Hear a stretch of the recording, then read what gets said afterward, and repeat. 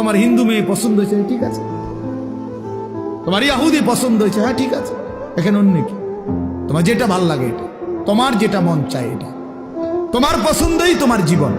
খোদার কসম, কোরআন শরীফের আয়াত আছে বাপ, সূরা আরাফের মধ্যে আল্লাহ তাআলা বলছে, এই মনের ইচ্ছা মতো যে চলে, ওয়াত্তাবা হাওয়াহু, যে তার নফসের মনের চাহিদার অনুসরণ করে, আল্লাহর বিধান, রাসূলের বিধান, কোরআনের বিধান, ইসলামের বিধান, ধর্মের বিধান কিছুই যে মানে না, কোনো ধার ধারে না, পরোয়া করে না, পাত্তা দেয় না, আল্লাহর কসম, আল্লাহ কোরআনে বলছেন ফামাসালুহু কামাসালিল কালব, ওই ব্যক্তির উদাহরণ, ওই ব্যক্তির জিন্দেগি কুকুরের মতো, কুত্তার মতো, কুত্তার মতো, কুত্তার মতো, কুত্তার মতো। দেখা ওই জিন্দেগি কুত্তার জিন্দেগি, ওই জিন্দেগি কুত্তার জিন্দেগি।